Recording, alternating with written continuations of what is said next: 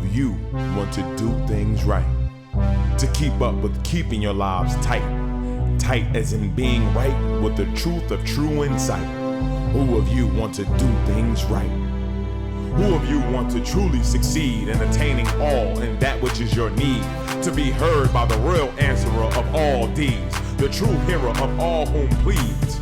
Who of you really want to bow down to the true King of Kings commanding the crown? To worship the one that ever rules alone, commanding everything of creation from the seat of its throne. You know, the truth is hurtful at times, you know. It's hurtful when you don't want to accept it. Yes.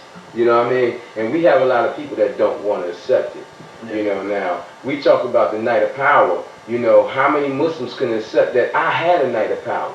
They think that the night of power belonged to Muhammad alone.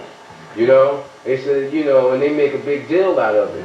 But Jesus had a night of power. Right. The Christians want to make like Jesus was born a prophet. You know, Jesus was born enlightened. Jesus talked from the cradle, you know, and said certain things that proved that he was enlightened. I have a son that talked to me in the cradle from he was 7 weeks old, and he called Allah's name out to me 3 times because I had some negative thoughts. But that was Allah doing that. That's not difficult for the Lord Most High to do that, to speak through a child, infant. You know, if it spoke to Moses through a burning bush, come on. Exactly. You know, I mean, the Lord speaks to people all the time. People hear the Lord sometimes, or hear his messengers in their ear, and they say, man, I hear voices. If you say he's insane, why is he insane? Why do you make insane such a bad thing? He's crazy. He's not right in the head, you know. Right. When they all hear voices, and they all talk to themselves sometimes, but they don't consider that so strange. Right. You understand? Yeah. But in that night of power, what do you want to know about it? When the Lord is coming down into the world, the presence of mankind, and you being brought up back to what we talked a little bit about enlightenment. But the night of power is a real event that Allah expresses about in the Quran. Like you said, the Muslim one thing that just belong to Muhammad exclusively. Yeah. And that the reality that those who have been chosen to be his lessons of prophet are raised into that. Yes. Let me make that very easy for you, because every holy enlightened individual, the Brahmins, you know, the Hindus who became like Buddhists, you know, Gautama, Siddhartha Gautama, you know, they had nights of power. The power is the Lord Most High. Right. And it generally comes at night, between 2 and 3 in the morning, somewhere in that area. Right. You understand? This is, you know, I mean, there's some significance to these times and numbers and what have you. But in that night, that's its night. Its night of coming down upon someone into their mind, into their spiritual being, in their mind of awareness, letting them know that it is there. And it comes with the throngs of angels to celebrate this happy birth. Right. You know, this great happening. You know? And in my night of power, I'm quite sure it was the same for Muhammad, or I would think it was the same for Muhammad and all the others. But at least some similarity. Okay. But the angels came down and they, you know, they circumambulated me, you know, went around me, and they sang the praises of Allah, and from what I seen, man, the numbers was just endless for me. You know, so many of them, they just came down out of the heavens and circled around in my room and went back up, and there was just a throng just kept coming, this a long line, and Allah started speaking to me. But even before it came, my guardian angel was telling me Allah was coming. You know, and then I heard angels of all kinds singing in the spirit realm about Allah is coming. You know, and you know, it was quite amazing to me. I'm getting chill now. It was quite amazing. I'm getting chill as you talking. It was quite amazing to me. And I was a little excited, you know, and I was like, Allah's coming, and you know, Joseph said, yes, Allah is coming, you know, and I didn't know how to prepare for it. It was nothing I could do, you know, and so, you know, Allah was coming, and when it came and it spoke to me, I had been wrestling with the devil so much, you know, I didn't want to trust anything. Yes. And my first question is, how can you prove to me that you're Allah? How can you prove to me that you're the Lord of all worlds? And then start saying things and doing things and challenging me to do things that I could easily do before, and I couldn't do those things. Even like think, it just blanked my mind out and let me know that it was blanked out and I couldn't think a thought other than what it was presenting to me at that moment in question. And it said, now, you've been wrestling with Satan for 9 months. Have Satan been able to do this to you at all? And I'm like, no. And then it started doing things, you know, like some physical things in the room. You know, and outside my apartment, you know, and I was, you know, just like you've been using that word devil's advocate. First thing I said, I was like, oh, you know, I was like a kid in a candy factory. Oh, this is like, and I caught myself. And Allah said, the poltergeist? And I was like, yes. Like the devil with that girl, you know, like this is like the poltergeist, you know. And then it explained to me that it is the manifest of those things too. It makes real what's evil. It makes real what the devil do. It makes real what people do with the devil. Those who choose to be is wrong. That's why and it made a lot of sense to me, because Allah says in the Holy Quran that it is the one that guides the right and it is the one that leads astray. And how many times you looked at that and said, the one that leads astray? You know, you first read that, you know, and I can only imagine the actual words that Enoch, you know, Hermes Megillus was expressing, which made the Christians and Catholics afraid of his words. Because he was speaking the same truth. You know, about the Lord being the reality of all things, the cause and effect, you know, the balancer of life, you know. The great paradox, the reconciler. That's true. Reconciler, man. You know, of all things, you know. But you got people in general, they'll take what they read and they say, see, I can't read this. This contradicts itself. The Holy Quran contradicts itself. It says this and says that. It says, in one of those so-called contradictions, the reconciler. It says, I am the one who guides it right and I am the one who leads astray. Now, that reconciles that it says, I am the reality of all things. None has power except me. And there you go again, reconciling. Satan has no power. It only has what the Lord gives it of its power to manifest. Now, Allah created the laws and orders in the life and times of Satan, and before was the fallen angel, and after became a fallen angel, when he created man and give us our life in these worlds of illusions, where we think that we are independent, that we sustain of our own life, or think that bread and vegetables sustain our lives, when in reality it sustains us and sustains them. It creates them and creates us. It keeps them and it keeps us. So we all kept by it. We all manifested, produced by it. You see, the same with the devil. You know, but you know, I was taught so many of those things right in that first moment. A question in my mind about the devil. That devil, Satan, is it trapped, such as many of mankind, trapped in the idea that it's independent and it's an independently rebellious spirit or something like that? No, Satan is just a devil, man. It's just a doer of evil. Satan is, see, in the first day, just like, I used the word, I just said, and one of my sisters seen the show, and she told me, like one of my brothers told me, I remember some years ago, I'm just skipping the subject for a moment here. One of my brothers heard me, he read some of my material, one of my older brothers, and he said, oh, brother, this is so beautiful, but it would be so nice if you would just go back to school and learn some grammar. You know, and I was like, you know, kind of taken, and do you understand what I'm saying? Did you hear what I said? Yes, I understand. And I find later he didn't understand. Still don't understand what he's talking about. You think he understand, but he don't understand. You know, it'd be nice if he did understand, but you know, we all live our life to be what we are and to go and die from, you know, and what have you. But my sister was saying you shouldn't use those extra words, and I went to try to tell her She called them filler words. Okay. And I went to try to tell her that I have a tendency to do that. I was looking for an excuse, a reason. I have a tendency to do that because, you know, I have no education. I come from the projects, you know, my people. I speak to my people at the level of my people.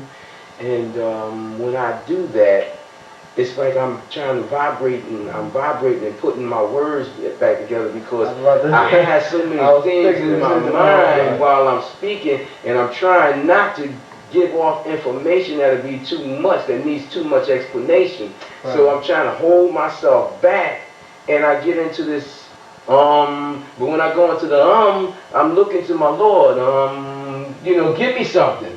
Right, that's what you know? And she said, well, do it silently. I said, I'll try that. Yeah. So, Lynn, if you're watching, I'm trying. It's very difficult. You gave the teachers on that about the Aum. Well, Aum is one of those words that you say automatically. And I wanted to tell her that. I know, that's why I held back because, you know, sometimes you don't want to go into too much detail. Right. But I wanted to tell her, Aum is the Lord of vibrations. It's the reality of vibrations. And it vibrates and gives you a balance. Right. And that's why we do that sometimes. But look how the devil created a language where it tells us it's wrong to say Aum. Right. That's Allah. Yeah. Right. And they say it's wrong to say it in our language. Why can't they call themselves master of everything. Why can't they put that in the mastery grammar book? You know, so if anytime you want to collect your thoughts, is all right to say. Right. If that was true, you know it'd be a lot of devils, man. They'd be umming on back. And can you imagine some of the ministers in church, man, that's learning of the book itself instead of the amens, and can I get an amen? They can I get a they'd be singing you know. It was saying it would take more practice to stop using like interjecting in your language. You'll have to practice not doing it. So now you got something that's not even natural. It's a practiced language or something. Yeah, because like is natural. Is natural because one thing for certain, the people in this society, the teachers in this society, the diseducators, who diseducated African Americans, other so-called third world races, you know, all other than the Caucasians, the elite, or what have you. They did not teach us That's right. That came naturally. Comes naturally just like shoe comes naturally. Just like comes naturally. Comes naturally. You know, and they tell you that you shouldn't do it. I just use the word you know. When I was young, and I may do it sometimes, everybody has some kind of thing that they rely on, they fall back on, you know. When I was young, I tried to stop using by saying you know. Boy, I became one you know saying person. Oh, brother, I could not stop. You know, I was going down the street, you know, and I was saying this here to this person, you know, and I just want you to understand what I'm saying. You know what I'm saying? You know? You know? But it's all natural. Right. You know. But I just said you know, and there we go, man. You know, I'm not gonna fight it because then I'll spend my time trying not to say that instead of going on and saying what I need to say. The Lynn dedication show. So we'll just have to see what Ahezaah want with that. You know, but I don't claim to be no mastery of language. And that's the beautiful thing about it, because one thing I love about what Ahezaah has done with my heart and my inner being is it has not made me insecure about going to speak to people who have the power and control over these languages, who have the power and control over congregations and situations of institutions in this society. I am not ashamed to go and speak to them. And I'm not going to cower up under them because they try to use those words to confuse you. Like I told you once upon a time, there's a language, like I was a police officer at one time, you know, and found that police have their own language. Doctors have their own language. Dentists, lawyers got their own language. You know, everybody, so many institutions got their own language, and they feel important by it. Yeah. And the medical field go about their way purposely messing up words so that you will be confused. So that they will have a language aside from you that you can't understand. Right. So if they say something to someone else, or if they write something you may not fully understand, and they can go on and keep on getting paid by that hypocrite oath that they call Hippocratic. The hypocrite oath that they call the Hippocratic oath. You know? Like they say, they're not doctors, man. They're practicing. They're practicing, but they want you to think that they're masters. But they keep telling, they'll tell you legal terms. We practice medicine, practitioners of medicine. Right. Yeah, right. But you say that you're a master, a medical doctor. You know, you should say a medical practitioner. Because talk about practicing law. Practicing law, right? Yeah. Yeah. I know, Brother Fakir, you was expressing about the devil, how people reality or think the misconception of this devil. Yeah. You know, I was asking if that devil was a trapped creature, not knowing that it was. No, it's aware what I was about to say, and you know, we really got off the course, but it's okay. You know, people forgive us. You know, we know that it's powerless. We're given it. What it is that in the first day they were given a book. The angels on high was given a book of the covenant. Man was given a book of the covenant, and the devils were given a book of the covenant. So they are aware in the unseen spirit realm of what they're supposed to be doing. But they're cursed. And that book is like a curse to them. They open up that book and they see all that they supposed to be doing, and it's like fire to them, man. Because by them opposing the Lord, they lost their wisdom. Right. They were wise. But they weren't incomplete. They weren't perfect. They weren't perfected. And they opposed Allah. See, people think Satan was just one individual, because it was a troop of beings, many. Right. You know, but Satan was the chief of the devil. Right. They used to know him as Set. Set the devil. You know, Set the fool. Set the chief doer of evil. Set the joke. And they call him Satan, because Satan, if you take it from the Arabic terminology into the English terminology, you get set and an. Set and an is the word, is like the word al or el. It means the. Right. So you got set the. It wanted to be known as Set, the one to be realized, or Set, the one that wanted to be perceived as God, as the power. Right. He took all that it wanted to say about itself and just called him Set the, so you know he is incomplete. His name is incomplete. Set the, Satan. Set the. See, that goes way back into the ancient information. And what Ahezaah gives me is ancient information that they don't have in print anymore. Ain't nobody bandying this about. You know, but they hear me say it, you know, the devil, the chief devils of the demon beasts of the world today, they hear me speaking, they get my writings, they know I'm telling the truth, but the people don't know. The people think, oh, he out of his mind. But is he making these things up? Well, you add it up.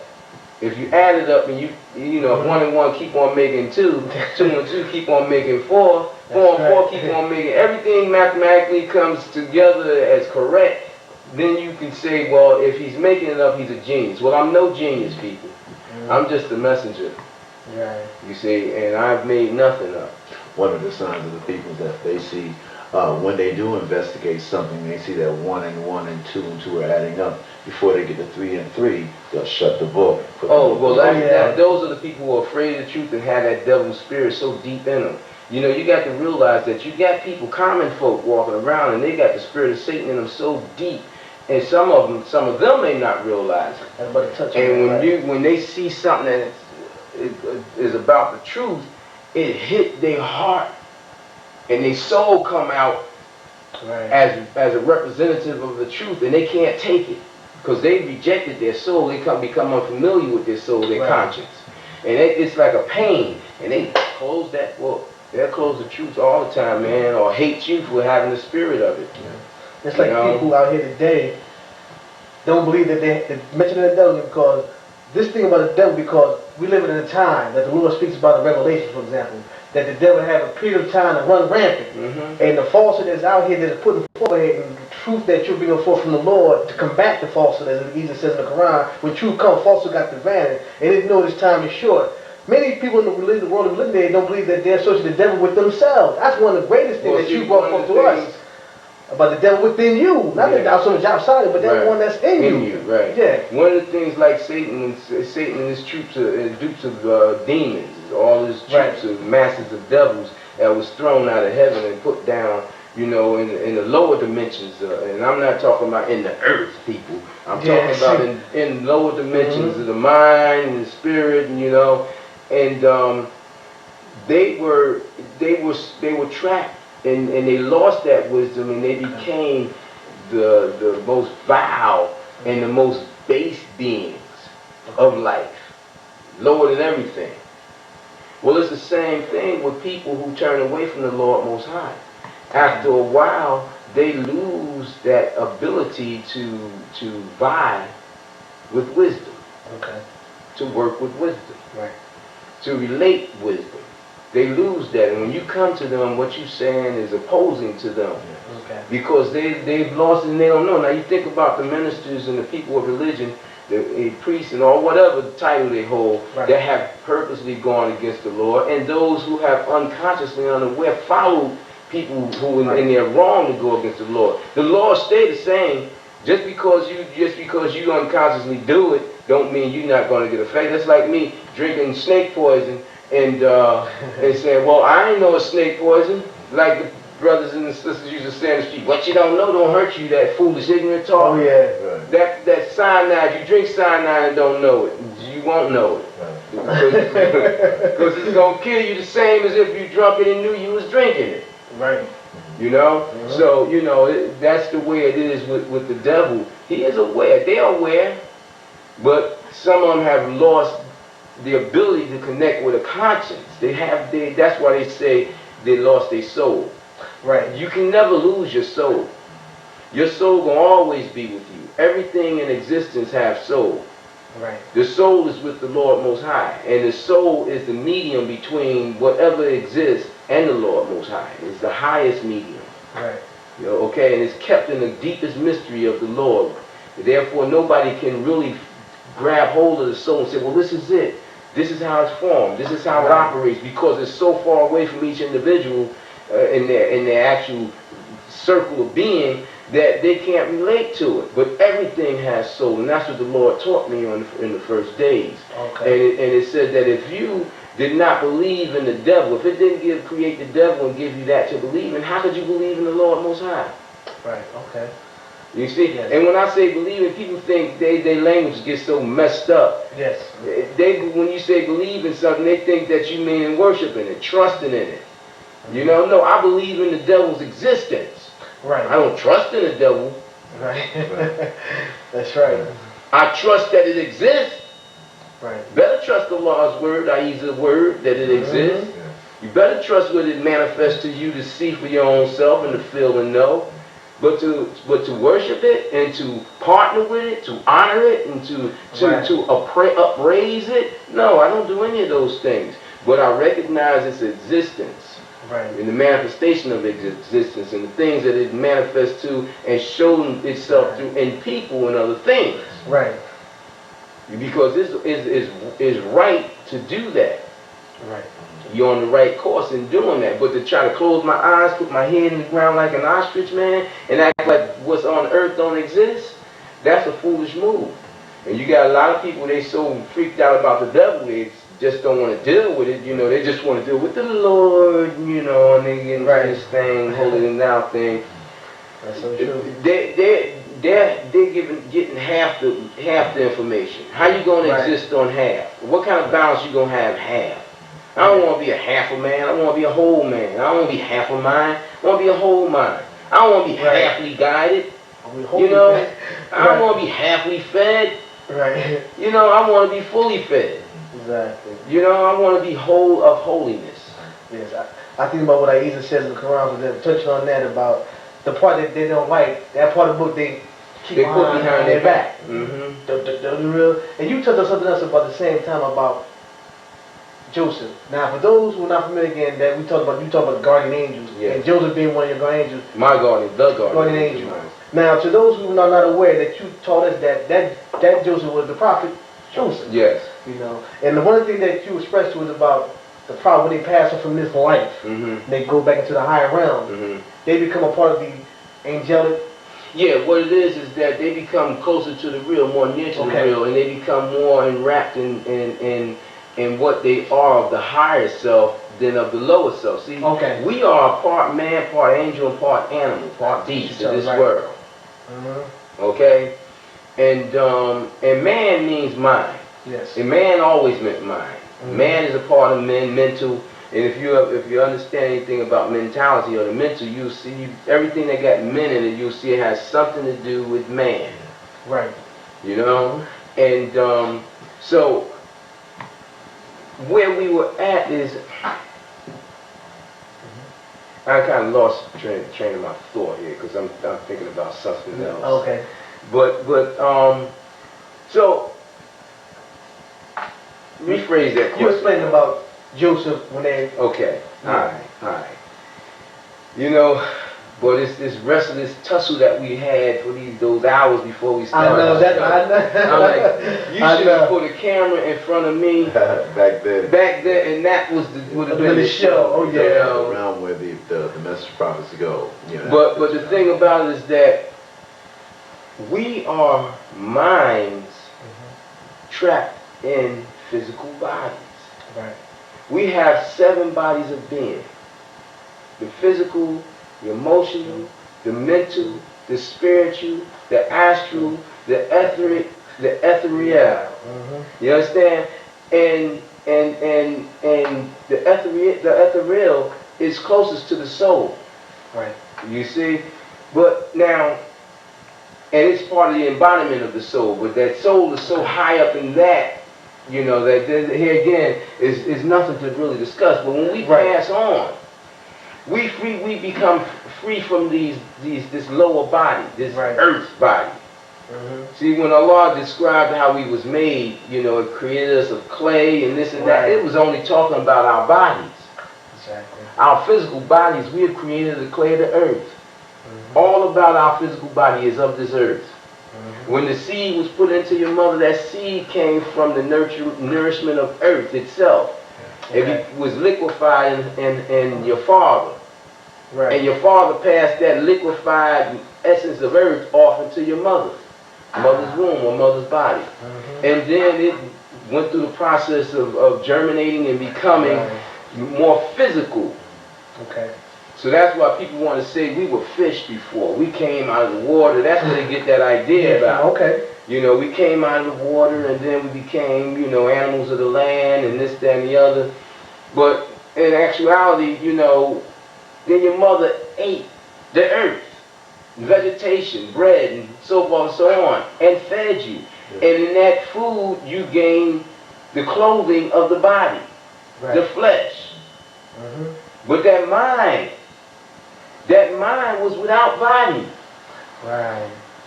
That mind was without body when your father put that seed into your mother. It was selected from the heavens to be born in this life.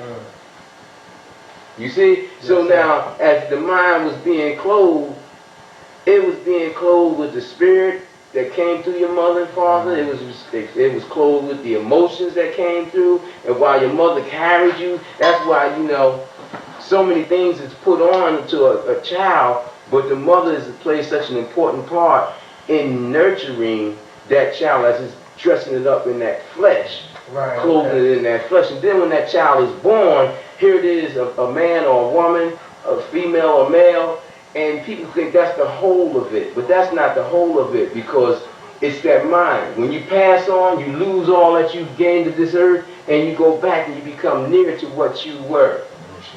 Yes, sir.